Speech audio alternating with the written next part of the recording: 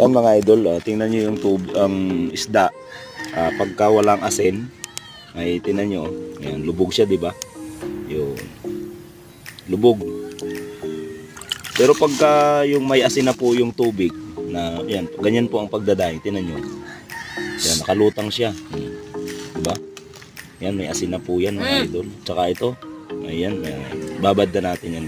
Yan. Yung tamang asin lang po, yan, yung isda, ay hindi siya lulubog pa pag maalat yung tubig. Maalat yan.